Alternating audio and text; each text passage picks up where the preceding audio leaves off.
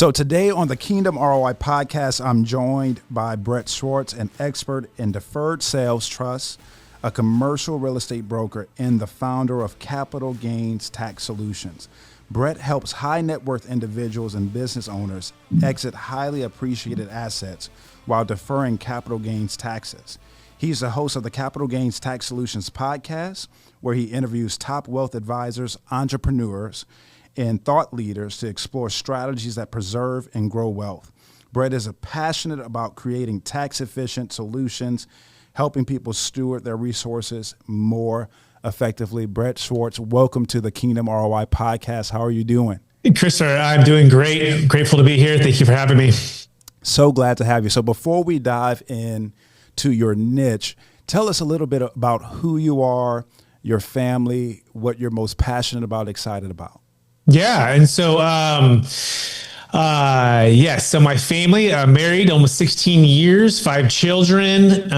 We are passionate about all things, glorifying God any way we can, whether it be through our family, through our adventures, through using our passions and our gifts to grow as a family. We homeschool our kids, which is great. We travel quite a bit with the family. So that's the family. Wife and I have known each other since high school.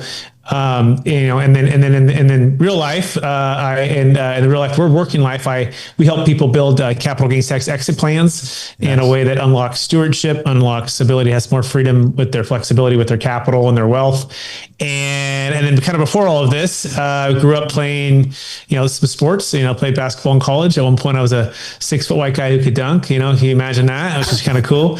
And, played some, small NAI ball, if you will, but they paid for school, which was neat, and fell in love with real estate at a young age, growing and building houses with my parents in the Bay Area of California. And then fast forward, started to study and practice multifamily brokerage at a place called Marcus and Millichap. And fast forward, now we just help people build, capital gains tax exit plans when they want to exit, large assets, Bitcoin, businesses, real estate. Yeah, I love that. And then full disclosure, I'm breaking all the stereotypes over here, Brett. I'm a tall 6'2" black guy, and I could never dunk. So so God has given you some gifts that I don't have, man, and I celebrate you. Thank you for that. Appreciate that. It was only when I warmed up before the game. It was never during the game. It was all, but I could shoot the ball pretty good. It always helped me get my shot off, Right. That's awesome. So what led you into this niche of capital gains tax solutions in real estate? How did you get that? It's interesting, you have these things that happen in your life, right? And then there's different experiences you go through, different things you go through. And so you can go through stuff or you can grow through stuff. Part of my growth was growing up in a family that was very wealthy, very successful, and all of the outside things that it was, hitting on all the major financial things, right? But the family mission, vision, values wasn't at the core of what my parents were building. And then quickly, things came kind of crashing down on their divorce. And I found myself wondering, why and how wealth could come and kind of separate families. And so my mom, we went from very wealthy family and then to like living with my mom and having next to no wealth. Right. And so couldn't afford a car, live with my grandma. My grandma kind of became like my second mom and dad. And my dad didn't pay any child support. We'd go to my dad's house and he teaches how to work really hard. He would spoil us, but we were on with him about 10% of the time, 15% of the time. So I saw these two worlds and I can't help but think like, why, how does wealth, separate families and what happened here? And so at a young age, I remember praying and asking God to help me through this. And he gave me the gift of forgiveness to forgive my dad and have compassion for what happened. And we're close now and things are fine. But I couldn't help but think like, I don't want wealth to come in between myself and my family. I don't want to be the center of the mission for the family.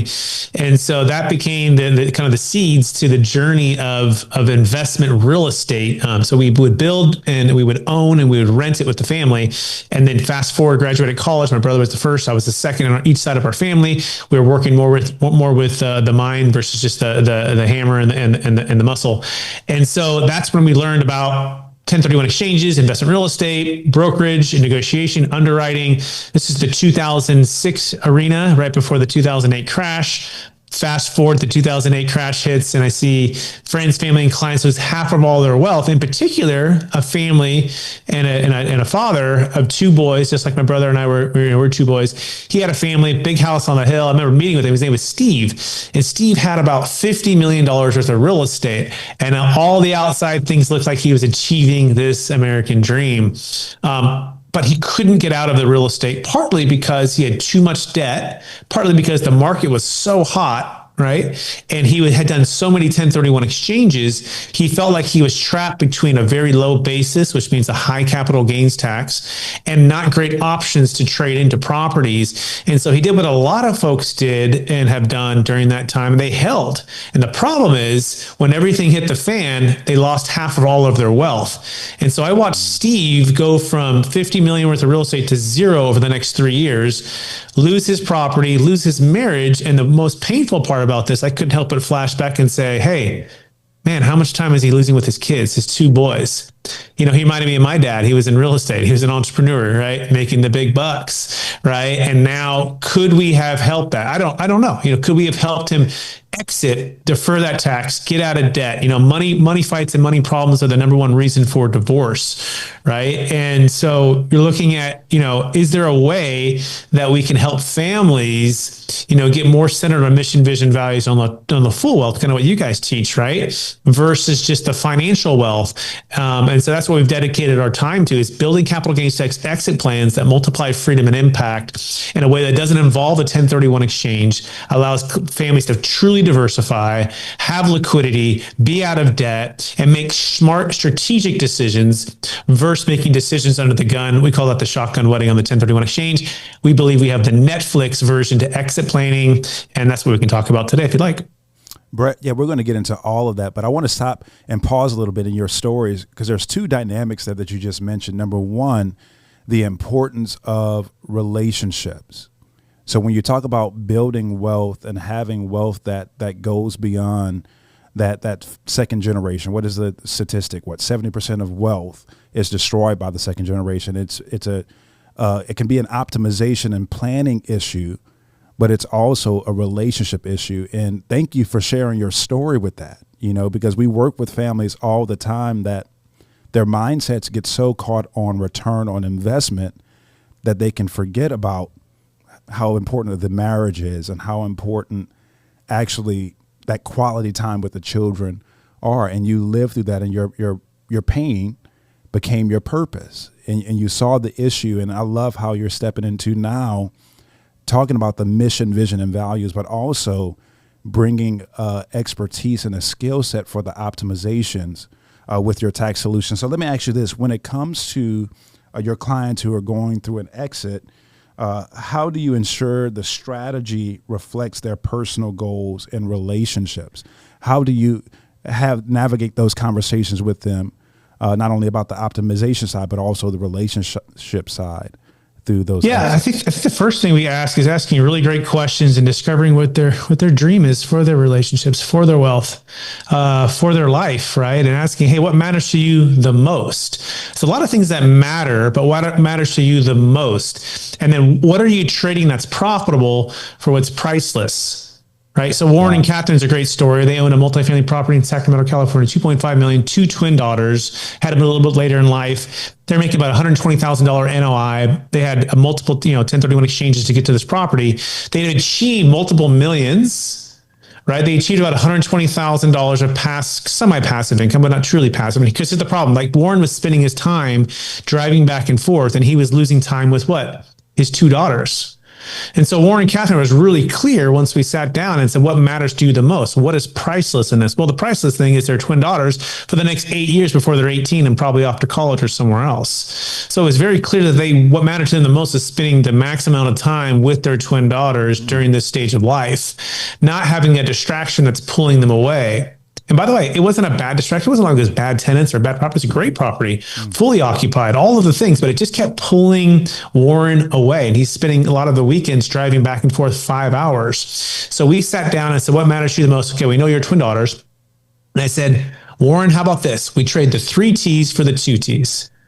The toilets, the trash, the termites for your twin daughters. How about that? Plus, we increase your NOI from 120 to 190. We defer your tax, we pay off your debt, we give you liquidity. At this point, most real estate investors, their brains explode. And I was one of them, right? Sounds too good to be true. How can you do this? Doesn't make sense. Don't I have to use a 1031 exchange? This is what my broker said. And so we work through all of these things and we get really clear what matters to them the most. And then we build the plan to unlock what's called truly passive income. And truly passive income, Christopher, we believe is to your freedom and impact as compounding interest is to your money. Wow. And too many of us get distracted. We have diluted focus, right? So we get diluted results. We think we want 7 different income streams, right? We think we want, all of these different properties to do this rich dad, poor dad, run through the different places here to build this up. And by the way, I love real estate. I love passive income. I love 1031 exchanges, right? But at a certain point, you may have already unlocked truly passive income with one simple move.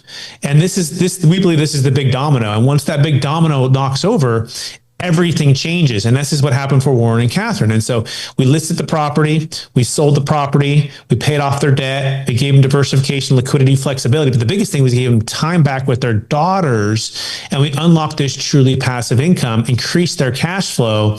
And so you need to hire the who, not be the how. You need to look at the strategy as a whole and see what matters to you the most. But when you get really clear about that one thing that matters the most, and honestly, 99% of the time, it's truly passive income. It's in that final 4th quadrant of what most people never unlock. And for them, they've completely unlocked it, and they have extra cash flow. So that's usually where our conversations go. Yeah. And it's usually tied to family and impact. I love that. So let's get it more into the optimization. So you mentioned the 1031 exchange. So for our listeners, they're probably asking, what is that? And then how does it compare to the Deferred Sales Trust? Yes. So let's use Blockbuster as the analogy. Christopher, do you remember showing up on a Friday night and, your significant other said, go get that movie, and you're excited, you're driving, you might have to drive in the snow or the rain or the heat, but you get there and you show up and you go and you see that cardboard box with it's kind of pushed out. So the movie's there and you rush over to get it. But right before you get there, someone's right in front of you and they know you look at each other, but they're kind of one step ahead of you and they grab that movie. You're like, oh man, gosh, like that was the movie. That was my one job, right? So you settle for that other movie and then you go back home, but then the DVD is scratched. And so now you're frustrated and then you have to return it within 3 days, but you forget to do it and it's a late fee and on and on and on. Okay. Well, I say this because this is what a 1031 exchange often is, right? You're in what's called a shotgun wedding. You have 45 days to identify, 180 days to close. You have to sell investment real estate for investment real estate. You cannot diversify. You have no liquidity, right? You basically have to stay in the same asset class. You have to sell high and typically buy higher. And our parents taught us to do the opposite, right? Sell high and buy low, right? Make sense of it. But most of the time, it doesn't solve for what matters most, truly passive income. Now, you could say you get a triple net deal, right? Or you can just buy a big enough apartment complex, but there's always something that's pulling you back into this property, within property insurance or natural disaster or property tax and all of these different things that are associated with owning investment real estate. Now, don't get me wrong. The top 3% of wealth is earned in commercial real estate or owns commercial real estate. It's my number one place that we invest. But if I can show you a way to do it passively, this can change your life and truly passively. So that's the 1031 exchange. It typically keeps you in the same cycle of active ownership or there's some passive Delaware 1031s. They're called Delaware Statutory Trust. These things are no liquidity, no diversification, huge fees, completely tied up. So now let's go to Netflix, okay? So what is Netflix? Well, first of all, it works for any asset of any kind. So you can sell Bitcoin, business, real estate, whereas the 1031 is only investment real estate. Mine also works for primary homes. It can invest into any asset of any kind at any time, right? This is why it's like Netflix, right? You don't have to return it in 3 days. Yeah, is there ongoing fees? Yes. But it's never not checked out. Like you don't have to worry about, doing that kind of thing, right? So this is why it's more like Netflix. You can dollar cost average. You can get asset protection, right? Get it outside of your taxable estate to eliminate the estate tax. We can have some income tax deferral on top of the cap gains tax deferral, right? So there's these other pieces of what's called a part of the ROI, right? And this is part of our unique skill set is we teach you how to and apply how to make our strategy an investment and not an expense, right? And so all that being said, I like to do a deal story. About 2.5, 3 years ago now, interest rates were still pretty low. We absolutely knew this is probably pretty much the peak of commercial real estate, at least for this cycle, right? It was already late from the 2008 crash. We knew like this is probably the best time to sell. I'm working with some owners, a $13 million car wash in San Diego. And so they built the property for $4 million, about to sell it for 13, massive capital gains tax. So we identified that A, they didn't want a 1031, B, they wanted to diversify, pay off their debt. So that became very clear. We can also get debt free. In a 1031 exchange, you have to replace equal or greater debt, not just equal or greater value, which guess what? Debt is your enemy when the market is red hot. Everyone's chasing deals. Debt's easy to get. That's what it was 3 years ago. Now it's flipped. Interest rates have obviously doubled just about, and the whole entire portfolios are sinking. Okay. Because now debt is your worst enemy.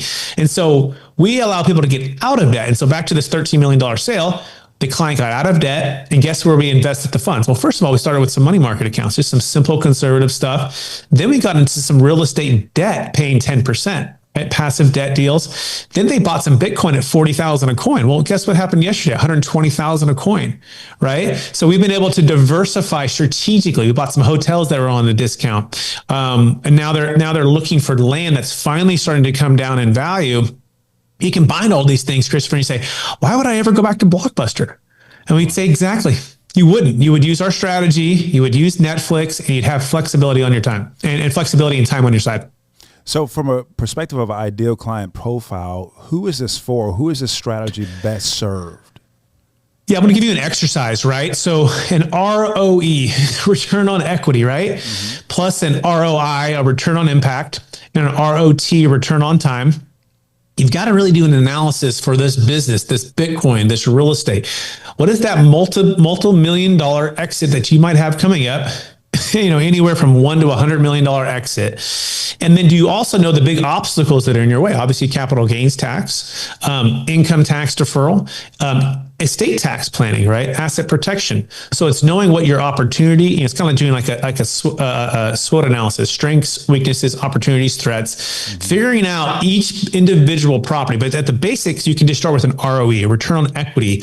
And you say, what's the average cash flow, Christopher, that's coming out of this property or this business versus my ROT, how much time and my energy is it pulling me into that? And you start to compare and contrast this, and you said, okay, what if I had more time to make a bigger impact in something different in my life, whether it be with my family and my young kids, whether it be with, something that I want to give in the community, whether it be something else I want to start and I'm feeling my next calling towards. But if the business or the real estate or the Bitcoin is in the way, because the capital gains tax is in the way, when you exit that, well, then how do we shift? How do we adjust? How do we create a plan to compound that exit? And so anyone who has a business, Bitcoin, real estate, could be a dentist, it could be optometrist, it could be someone selling multifamily property. It needs to have at least $1 million net proceeds, $1 million gain. It needs to be a big enough transaction to qualify. Technically, any transaction can qualify, but if the tax liability is not big enough, it doesn't make a lot of sense. You might have a net worth over 30 million. I say 30 million married now because those are the new numbers for the new tax plan, the big beautiful tax bill that just got passed. Right, it's now 30 million for a married couple, 15 million for a single person. But you might have an estate tax issue. So those are all the things where you want to set up a time with us to talk and sit down to see if it's a good option. You also have to have not sold the asset. So we need to set it up prior to the close of escrow or prior to the buyer removing all contingencies. We can save a failed 1031 exchange. So if you're in a 1031 or want to be in a 1031, we can also work where we have a hybrid model. Well, sometimes we're doing a partial 1031 and a partial of our strategy. The key is just getting with us so we can map it all out. So hopefully that helps. Yeah, that definitely helps. So I know you've told a couple of different stories about impact so far, but I would love to, if you have one or two more stories to share when a family leans into this, when they get clear on their mission, vision, and values, but then have the added expertise of the optimization with your advocacy. What's the impact that's on the other side of that?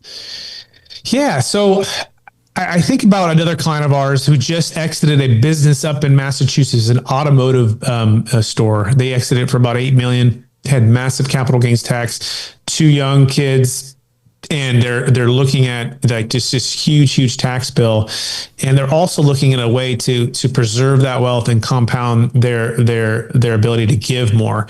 And that to me is the biggest piece of this. Like if there's a way where a mom and a dad can spend more time with their kids giving, like showing it live on the giving, right? The impact, and go with them to the place. And for example, my family and I, we're going through the same journey. We have 5 children, and we're building a business and a life in a way that we want to spend 1,000 extraordinary days and 100 unique locations before our kids are 18. Wow.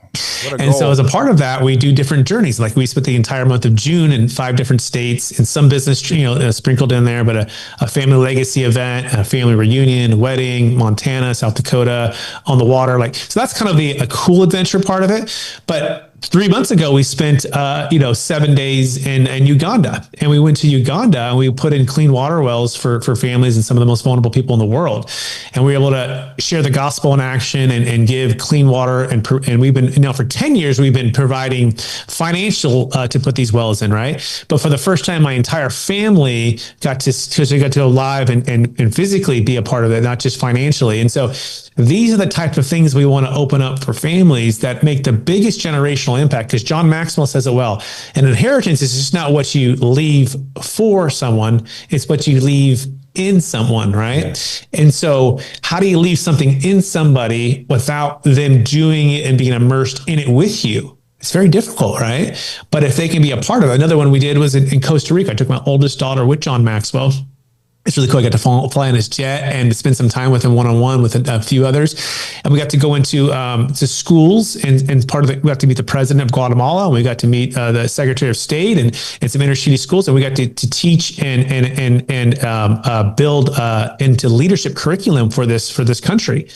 And I got to see John do this, face to, for 4 days and be a part of that with my daughter. So guess what? John's leaving something inside of us. I'm leaving something inside of my daughter to be able to pass this legacy of making an impact. And it's really what it comes down to. We're in a battle for $84 to $100 trillion, which is the capital over the next 15 years, the largest wealth transfer in the history of the planet. Yeah. And it's our opportunity and our stewardship and our responsibility to work together to try to bring that capital to do the most amount of good. We believe for the most vulnerable people. We believe everyone who is hearing this or has massive wealth, their heart breaks for something that can make a huge impact. But if the capital is locked up and it's not producing cash flow right now, it often just sits dormant. Yeah. It's like it just sits underneath. It's like having a big old massive oil opportunity underneath your house in Texas. But if you never sell the house to sell the land, the oil just sits there. Nothing happens. But if we can unlock that capital to multiply freedom and impact, especially this 84 to 100 trillion that's going to transfer. Yes. And if it doesn't transfer in the right hands in the right way, it's going to be taxed. And I think no matter what side you're on, the voting side, they're going to probably waste it away pretty quickly. And that's the unfortunate part, right? But we have this window of 15 years to make this huge impact. And so that's what we're on a mission to do. Yeah. I can't believe you haven't listened to the Kingdom ROI podcast, because our listeners are listening to you right now. It's like, wait a minute. We've heard this before, this massive transfer of wealth that's going to happen. And what we've called it is the great wealth heist. Like, you could very well be robbed right now. You be getting robbed right now because you don't have this information. But what Brett is sharing with us is the optimization, but also the importance of legacy and impact. That's how you take hold of it and make sure generosity is unlocked, that impact is unlocked. Like, you don't want to be the person that's sleeping through this generational transfer of wealth, this massive transfer of wealth. And let me speak to that, by the way, because here's the other thing. I think sometimes, people of faith and Christians, even just charitable places, it's almost like they're storing up. They want to give, but they're storing up in their barns these very conservative, very timid, very boxed in type of investments or strategies that the families were entrepreneurs, were massive world changers, right? And now all of a sudden it's sitting in this small, really conservative box. And it's like, we could be compounding in a prudent, diversified way. But any extra, I mean, you think about 5% of the 84 to $100 trillion, right? And the cash flow that it could go to end the housing crisis right now, right? Over the next 5 years, right? It could, solve world hunger, right? It could be able to provide, services and, for people that have next to no type of income or no way out, right? Or, I mean, there's so much there, right? And instead of looking at ways to just sit on that, how do we steward and compound that in a prudent way, right? Part of it's working with groups like you guys, Christopher, right? You have family offices, you have specialists, you have a team, you have board of advisors, you have the best of the best, all helping, to bring wisdom and counsel and strategy to multiply all of it for that next generation. But it's not just for the next generation; it's with them, right? And that's really the key. How do you pass the mission, vision, values? How do you set it up in a way that we're not missing it, right? Because you're right. This is the largest in the history of the planet. I love how you say the great wealth heist. It can be, right, or the greatest wealth blunder, right? If those that are know this type of information do not take the responsibility and the stewardship approach. We started a podcast called Build It to Billions, so you can give more, all of it away. We had our good friend on there, David Green. We also had Bill High as some of the guests on that. And what I learned from David and Bill, right, is this mindset of stewardship over ownership. Ownership tends to say, hey, I've earned it. Look what I've done. Let's put it in the barn. Let's just live off of it. Let's get passive. Although I am saying truly passive income is really important. Once you hit your number, but then what I'm saying is go and compound it to give 10x more, right? So, but if you don't get that truly passive down, it's really hard to get enough space and margin to be able to see bigger visions to help more folks. And so these are all different steps. It's kind of like a Dave Ramsey baby step, right? Like, get out of debt, right? Get your emergency fund, get your truly passive income number in. And then what? You don't just sit there. No, now let's 10x our giving. Let's figure out a way to outgive what we spend every year, right? Let's set some goals that are return on impact goals. Yeah. So all that being said, I learned from David and Bill that a stewardship mindset is gratitude, right? It leads you towards gratitude. Ownership in the wrong way takes you towards entitlement. Yes. And the worst place for us to be is to not be grateful in an entitled mindset and to shrink back, right? But I believe, if you're a person of faith, God's calling us towards to steward and compound this and make such a massive impact, like a tsunami of 84 to 100 trillion over the next 15 years that can change the world forever. By the way, it's going to change the world forever, either for really good, right, and very well stewarded, or it's going to be the opposite. So we're definitely aligned on all of that. Yeah, and in general, there's two different cycles of mindsets that we can get stuck in if we're not careful. If we're intentional, we'll be in one, and if we're not careful, we can fall into this place of unconscious manipulation. Because I don't believe that the government has a malicious intent to get people in this mindset, or financial professionals have a intent to get these people in the mindset. And the mindset is this: fear, scarcity, and protection. When you have fear, scarcity, and protection operating in you, you don't see the opportunity that's ahead of you to impact the now generation and the next generations, as what Brett is talking about. But the other mindset that I believe that God wants us in as people of faith and as children of God is abundance, peace, and impact. It's abundance, peace, and impact. And I love how Brett is communicating this, because you're not going to be able to do this on your own. You need an advocate. So you've built a business. The business is doing really well, but this is not your expertise. So you need someone to come alongside you to help unlock this potential and this opportunity for you to have an impact on your family, the present generation, and the next generation. So, man, thank you for sharing this, Brett. This is so good. So I want to ask you this. What's one mindset shift you think every business owner or real estate investor should make as they approach a liquidity event? What is the biggest mindset shift? Mm-hmm. Yeah, I kind of call this tax flow, cash flow, and debt flow. Okay, and most spend 99% of their time, and cash flow. Cash flow is king over here, right? And it's all about cash flow. And yeah, I do think it's absolutely about cash flow. But guess where you take for granted? I had a client who said interest rates are never going to go higher than they are. This is a couple of years ago. It's always going to be just really low interest rates forever. And I remember sitting there thinking to him, I just don't see that. Like, it's always changed. And this is a couple of years ago. And those who took debt flow for granted are now seeing literally their operations are actually doing pretty good. Insurance has definitely gone up. Rents are, kind of flat, right?